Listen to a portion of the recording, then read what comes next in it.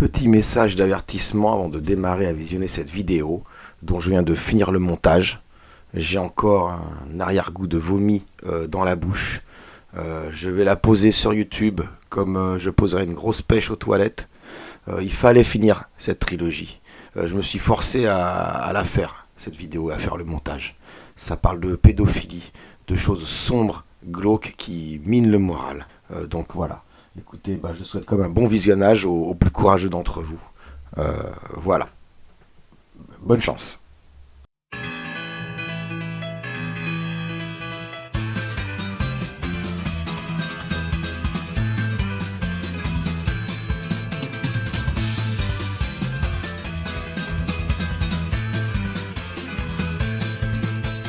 Le californiqueur, ta sœur et puis ta mère, il s'arrêtera pas de limer ma chère. La Californie, c'est une frontière, des esclaves de Perse, de Scandinavie. Le californiqueur, le californiqueur.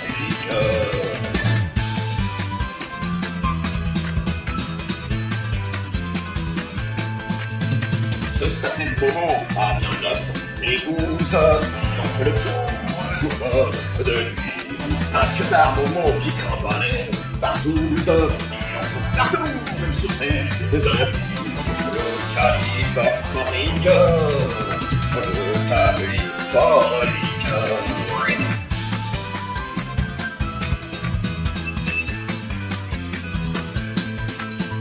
Sortez retourner, c'est la queue d'attendre. Le californiqueur, le californiqueur.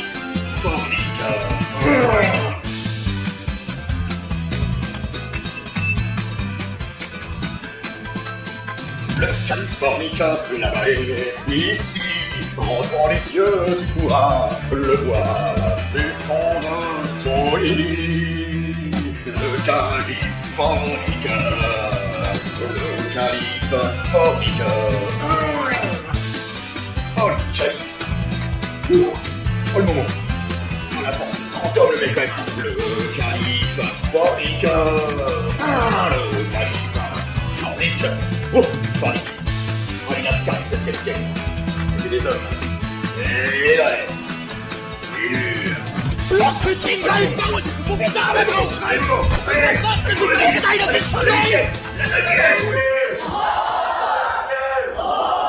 On arrive aux pratiques, on a fait le halal et on continue dans le halal, mais les pratiques un peu particulières. Alors, pourquoi la pédophilie est autorisée et halal d'après Allah direct, d'après l'Allah direct, directement par lui, dans le Coran. Alors, je vais citer deux versets du Coran. Je vais commencer par le verset 49 de la sourate 33 exprès, qui dit « Ô vous qui croyez, quand vous vous mariez avec des croyantes et qu'ensuite vous divorcez d'avec elles avant de les avoir touchées, vous ne pouvez leur imposer un délai d'attente. Donnez leur jouissance d'un bien et libérez-les par un divorce sans préjudice. » Donc, si tu es marié avec une femme musulmane, mais que tu n'as pas eu de relation sexuelle avec elle, il n'y a pas de période de viduité, de période d'attente. C'est-à-dire, vous savez, les fameuses trois menstrues que dans le Baqara qui est dit, entre un divorce puis le suivant mariage, pour que au niveau des enfants, si elle est enceinte entre deux, il n'y ait pas de souci. Voilà, c'est tout à fait logique. Et c'est logique, ça. Bref, oui, absolument. Tu es pressé d'arriver au verset 4 de la sourate 65. Alors, on y va. Verset 4 de la sourate 65. Si vous avez des doutes à propos de la période d'attente de vos femmes qui n'espèrent plus avoir de règles, donc les ménopausées, leur délai est de 3 mois. De même pour celles qui n'ont pas encore de règles. Et quant à celles qui sont enceintes, leur période d'attente se terminera à leur accouchement, quiconque craint là, cependant, etc. Alors, celles qui n'ont pas encore de règles, et de qui s'agit-il? On détermine une période d'attente de 3 mois pour les filles impubères, sachant que si on ne les avait pas nikah, il n'y aurait pas de période d'attente. Nikah. Il n'y aurait pas de période d'attente. Or là, et je peux vous sortir tous les tafsirs que j'ai trouvés. Ibn Kathir, quand il dit qui n'a pas encore eu ses menstrues parce qu'elle est les jeunes impubères, al-jalalain, en raison de leur jeune âge.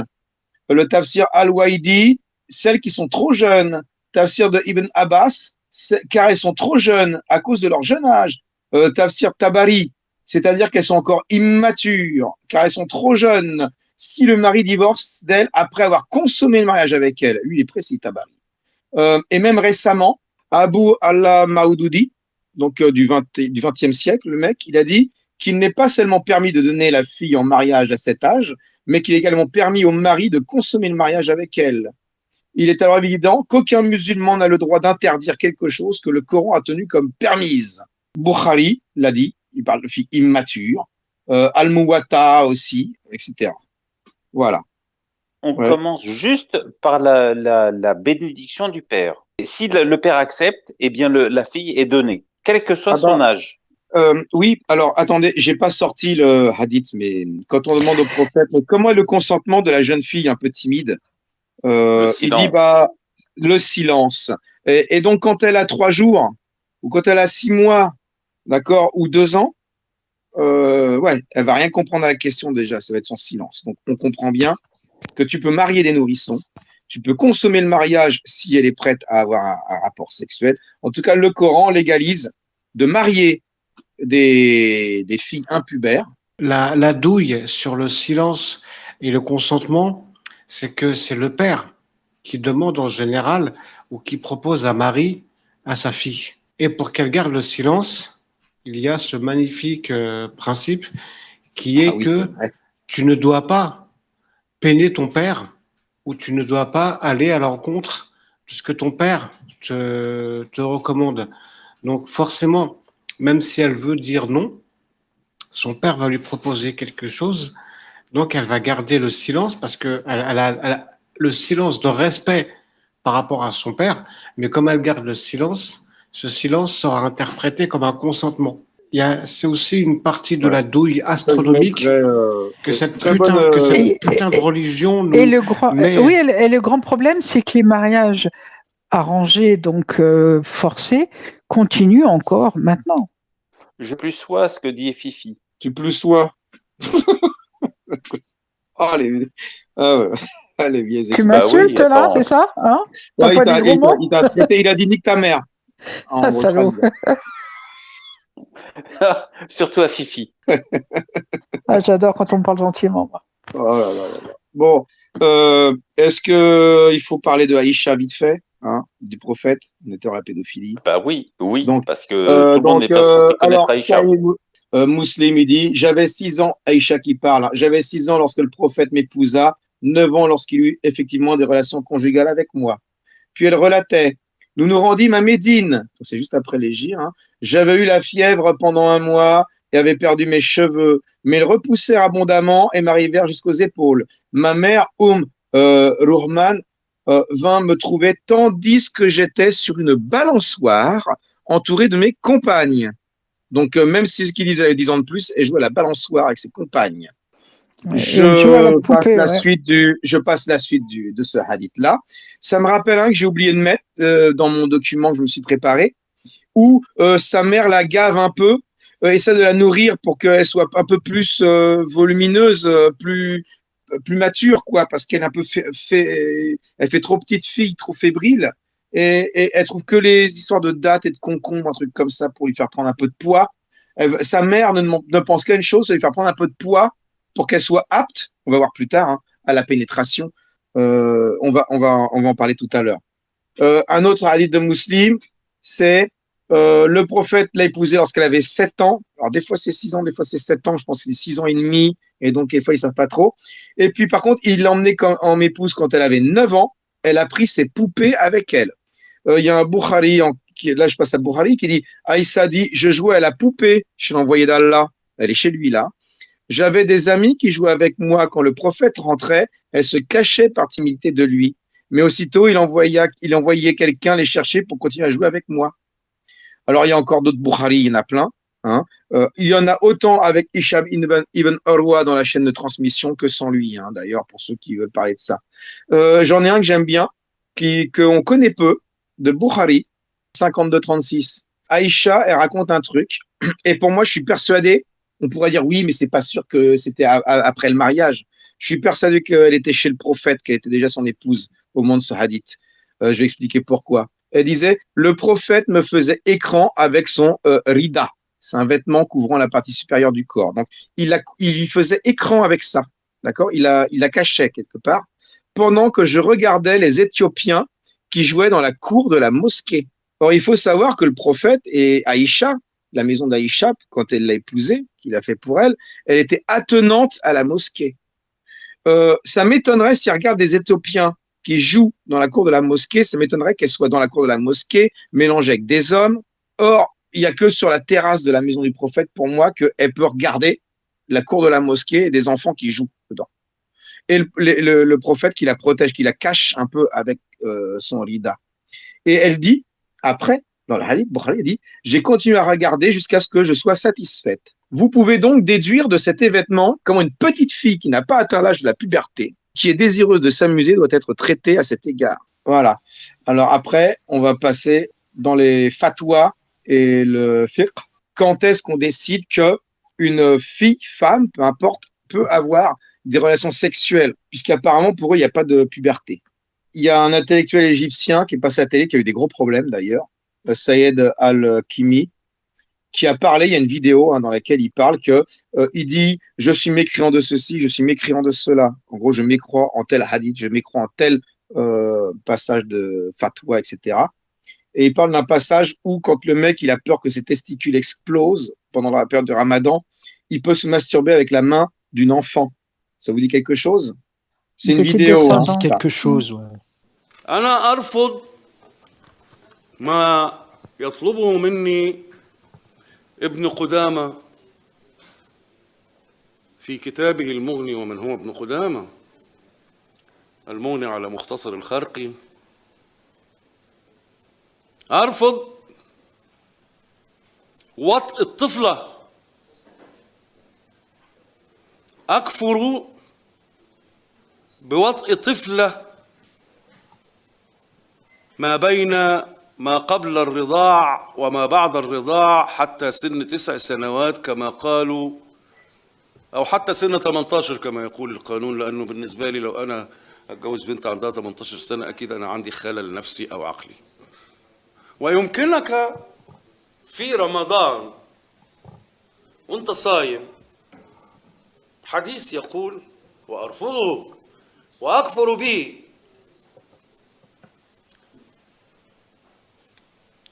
من امتلأت أنثياه، مش عارف أشرحها لكم إزاي، أنثياه خلاص فهمتوها، من امتلأت أنثياه بالماء في نهار رمضان وهو صايم وخاف أن تنفجر تنشق مثانته من كثرة الماء فيها، فممكن يتصرف من غير ما يفطر. يعمل ايه؟ يستمني بيد طفلة صغيرة عمرها 2 أو 3. هو كده ما فطرش. ليه؟ لأن ماء الرجل عندما يخرج لا ينجسه. ما ينجس الذكر هو ماء الأنثى في الجماع. فالرجل طاهر بالتكوين وماءه طاهر بالخلقة، لذلك يمكنه في نهار رمضان أن يقضي حاجته الجنسية بالإيلاج في قرد أو نحوه. لا حد على من وطأ صغيرة لم تبلغ 9 لأنه لا يشتهى مثلها، فأشبه كما لو كان قد أدخل إصبعه في فرجها. الراجل بيستكشف، مفيش مشكلة. اغتصاب الصغار ليس عليه حد. أن أغتصب طفلة ليس علي حد. أنا كافر، أنا أكفر بهذا.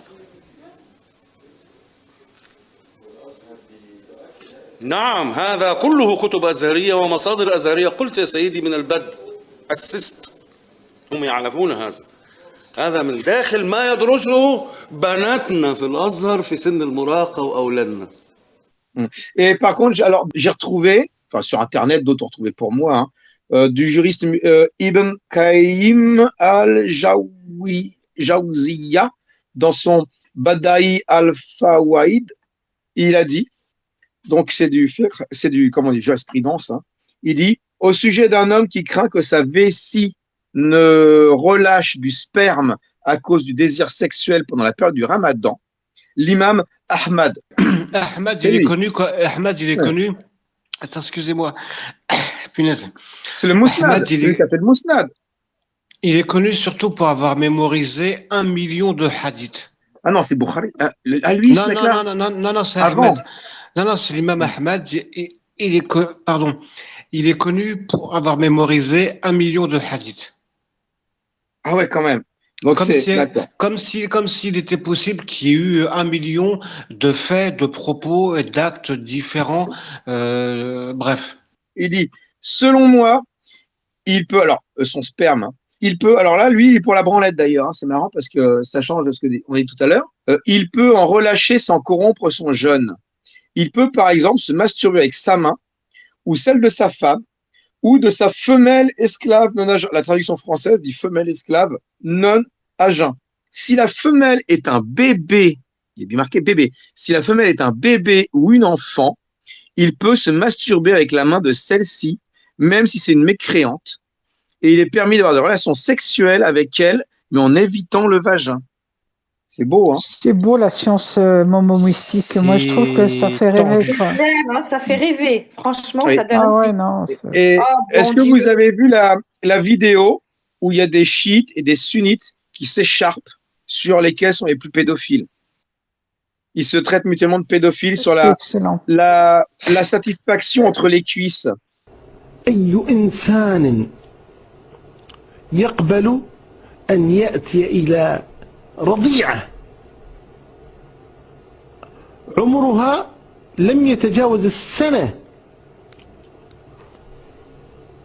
5 أشهر 6 أشهر 10 أشهر سنة سنتان رضيعة قال يتمتع بها يقبلها يضمها يتفخذها لا أستطيع أن أتكلم ماذا أقول؟ سمعتوا معي كلامه وشنو ألفاظه يعني سيئة. أنا ما أبي أنزل لمستواه، ما أبي أنزل لمستواه. تفخيذ الرضيعة القائلين أو القائلون بهذا الرأي من عندنا إحنا نقول إن الاستمتاع بالرضيعة ما يجوز وطئها إذا كانت أقل من 9 سنين. الكلي ما دون الوطء جائز شرعا ولا لا؟ إذا قلت حرام دليلك شنو؟ دليلك القاعدة الأصولية المعروفة، الأصل في الأشياء شنو؟ الإباحة. إذا قلت حرام دليلك شنو؟ أنت ما عندك دليل. احنا ما نتكلم عن الأمور الأخلاقية، ممكن الأمر الأخلاقي ما تقبله. أنا ما في أساسا شخص عاقل كبير يعني يتلذذ ويستمتع بطفلة صغيرة رضيعة. ما أتكلم عن الناحية الأخلاقية، أتكلم عن الناحية الشرعية. عندك نص يحرم لكن ما ثبت هذا عند فقيه من أحد الفقهاء، ما ثبت، ما في نص، لذلك قال هذا الكلام. أولا هذا جائز ولا مو جائز؟ خلونا نشوف أحد أكبر علماء إخواننا السنة شنو يقول، وهو ابن بطال المالكي. طبعا بالمهد يعني رضيعة. رضيعة نعم رضيعة في المهد يقول.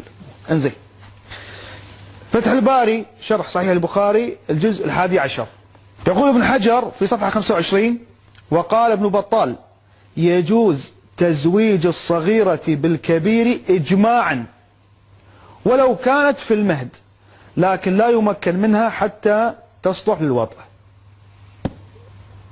احنا الحين نبي نثبت أولا زواج الكبير من المهد جائز شنو؟ إجماعا. طيب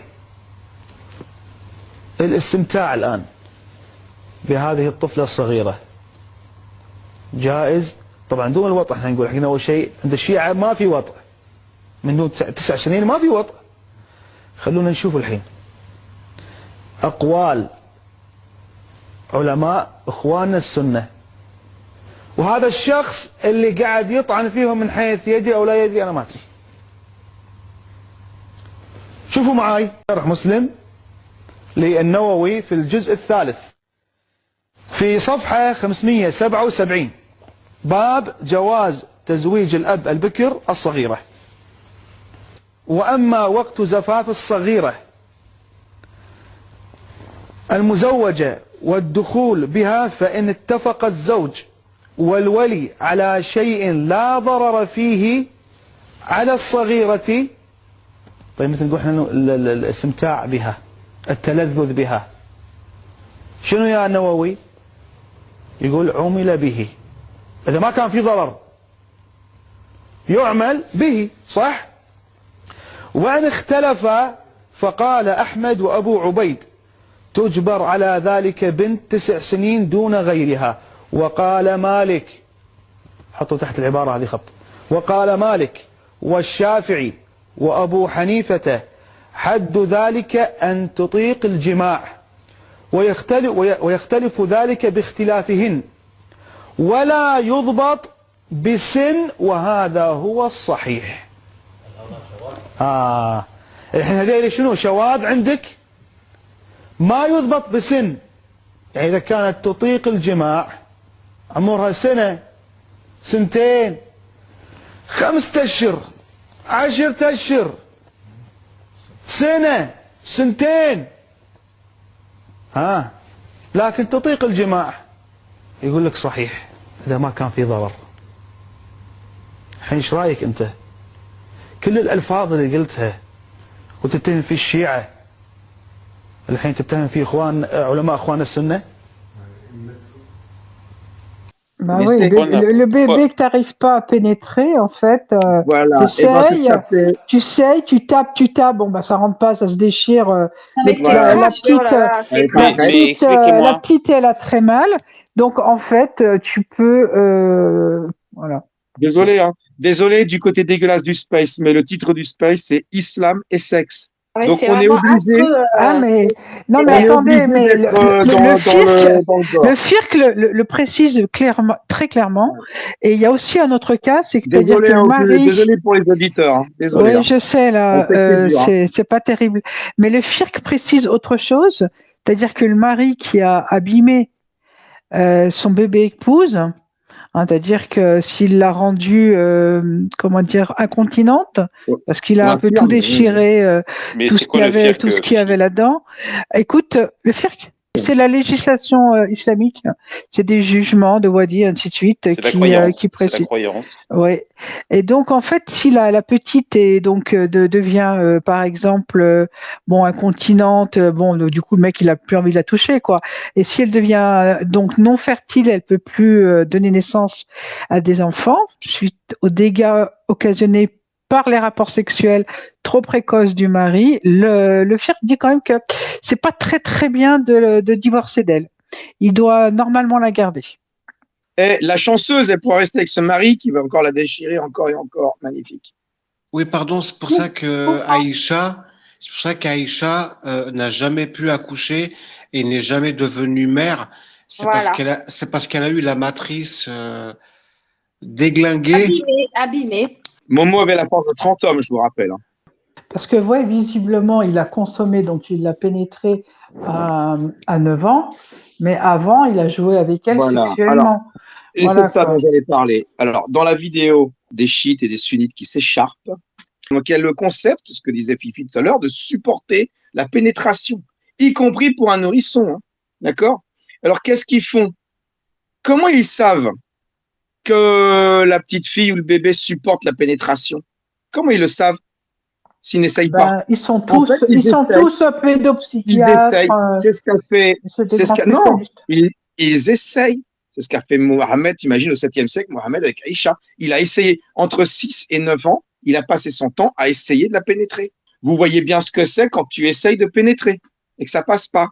Et tu essayes encore sur une petite fille entre 6 et 9 ans. Je suis désolé, c'est dégueulasse, ce space. Mais il fallait qu'on parle de la pédophilie et de ce genre de pratique. C'est sûr, j'ai envie de dégueuler. C'est dégueulasse. Hein. C'est vraiment, moi, c'est dégueulasse.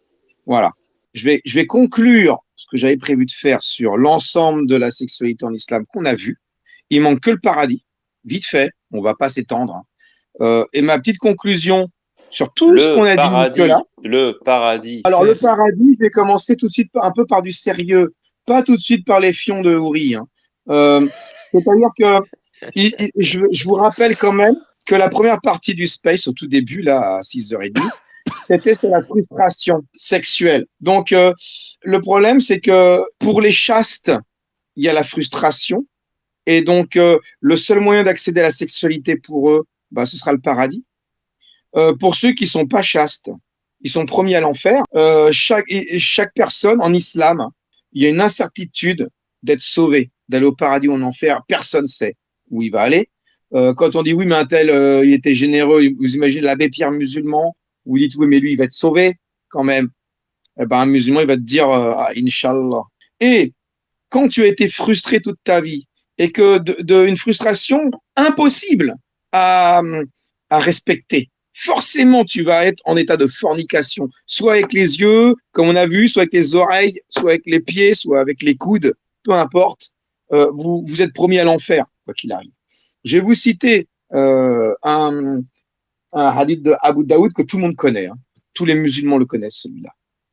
Et ils y croient tous. Donc, on ne dit pas c'est daïf ou je sais pas quoi. Non. D'ailleurs, c'est identifié comme sahih par Albani. Hein. Son hadith, il dit « Il est vrai que le messager d'Allah se dressa un jour devant nous et dit « Certes, les gens du livre, les juifs et les chrétiens, hein, tous les juifs, qui vous ont précédés se sont divisés en 72 groupes et cette religion, l'islam, donc la religion actuelle, en connaîtra 73 groupes, dont 72 iront en enfer et un seul au paradis. Ce groupe rassemblera les fidèles à la sunna. Vous imaginez l'angoisse d'un musulman là? Dans Tirmidhi, ma communauté sera divisée en 73 groupes, dont tous iront en enfer à l'exception d'un seul. Il y a un mec qui lui demande au messager, mais qui sont les gens de ce groupe, ô messager d'Allah? Il leur répond, ceux qui seront comme moi et mes compagnons, les Sahaba. Alors, la question que je pose, comment des branleurs, des mecs qui se branlent, ils peuvent se racheter et éviter l'enfer selon l'islam, puisqu'ils sont tous en état de péché? Comment ils peuvent? Quel est le seul moyen sûr d'accéder au paradis et d'éviter l'enfer? Eh ben, je vais vous citer le verset 111 de la sourate 9. C'est de s'abonner à mon compte. À la poste, non, Suivez-moi, toi, merci. c'est assuré de ne pas être au dernier étage. Toi, tu es l'avant-dernier étage de l'enfer, excuse-moi. Mais toi, tu n'es pas au fond, mais quand même. Hein. Non, vous pouvez m'envoyer des CPS aussi, je prends tout, moi. Oui, des CPS, oui, voilà. Non, alors le seul moyen qu'Allah il a donné, c'est pas ça. Hein. Vous êtes pareil. Hein. C'est dit, verset 111 de la sourate 9, certes, Allah a acheté des croyants, leurs personnes et leurs biens en échange du paradis. Ils combattent dans le sentier d'Allah. Ils tuent et se font tuer. C'est une promesse authentique qu'il a prise sur lui-même dans la Torah, l'Évangile, le Coran. Et qui est plus fidèle qu'Allah à son engagement? Réjouissez-vous donc de l'échange que vous avez fait. Et c'est là un très grand succès. Vous avez compris l'histoire? Il faut combattre, tuer et se faire tuer dans le sentier d'Allah. Et c'est une promesse qu'Allah il a faite. Si vous faites ça, c'est promis. Wallah, il a dit Allah. C'est juré, craché. Vous irez au paradis. Verset 74, sourate 4. Qu'ils combattent donc dans le sentier d'Allah ceux qui troquent la vie présente contre la vie future et quiconque combat dans le sentier d'Allah, tué ou vainqueur, nous lui donnerons bientôt une énorme récompense. Voilà. Donc, on a compris que pour accéder au paradis de façon sûre et certaine, sachant que sinon tu as une chance sur 73, et si tu es musulman, c'est de combattre dans le sentier d'Allah, de tuer ou se faire tuer. Alors maintenant, Est-ce qu'on va parler du paradis de Marc Dorcel? Tout le monde a l'image en tête. Tout le monde sait que le paradis, c'est un film de Marc Dorcel, d'accord? Avec des fions de houri de 3 km de diamètre, les mecs. 3 km de diamètre. C'est-à-dire que les mecs, ils demandent de pisser à la houri pour faire du canyoning dedans. Vous vous rendez compte? Donc, on va passer là-dessus. Je vais pas sortir tous les versets du Coran qui parlent des houris, aux seins arrondis, aux grands yeux, les hadiths qui parlent que vraiment c'est 3 km de large, hein, leur fion. Voilà. Je vais conclure vite fait, puis après je donne la parole à tout le monde s'exprime. C'est que pour moi, l'islam exige une frustration sexuelle contre nature et impossible à respecter. Ce qui entraîne la culpabilisation de l'homme, sa peur de l'enfer et la soumission de la femme qui est réduite juste à être un organe sexuel. Le seul moyen 100% fiable pour le croyant non chaste d'éviter l'enfer et pour le croyant chaste d'accéder à la sexualité post-mortem, c'est le djihad et le martyr. Voilà, j'ai conclu. Maintenant, je laisse tout le monde vous intervenir comme vous voulez, il n'y a pas de souci. Alors, je voulais juste faire une petite précision sur ce que tu as dit justement, Bébert, à savoir que la houri, elle aura un cul de 3 km de diamètre, certes, mais c'est le musulman, lui, fera quoi? 20 mètres de haut, c'est tout, non? Il est dit dans les hadiths. Ah, il va être balèze aussi, bien sûr. Le musulman fera 20 mètres de haut, mais bon, quand même. Hein. Parce qu'elle est toujours vierge. Et son hymen se reconstruit après chaque rapport sexuel. Mais ils ont une bite de combien de kilomètres? Ouais, voilà, c'est ça le truc. Parce que... désolé, moi je suis un peu technique là, j'aimerais avoir des renseignements. Parce que leur bite, elle passe pas sous l'Arc de Triomphe ni sous la Tour Eiffel, hein, crois-moi. Non.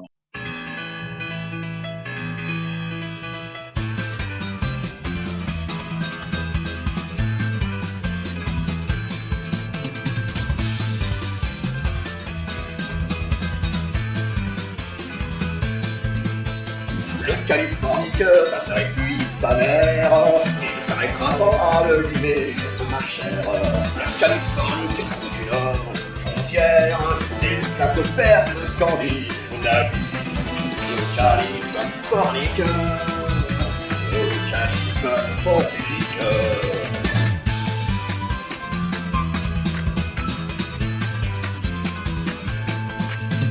Ce sacré moment a bien neuf.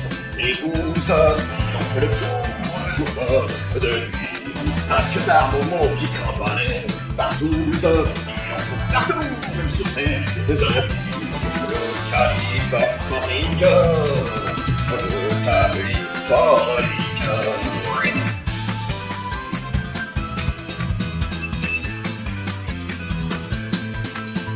Sortez retourner, c'est la queue d'attendre.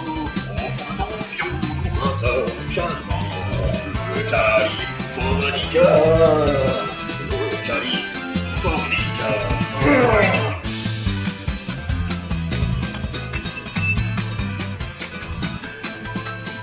Le californiqueur peut la balayer ici, entre les yeux tu pourras le voir du fond de ton lit.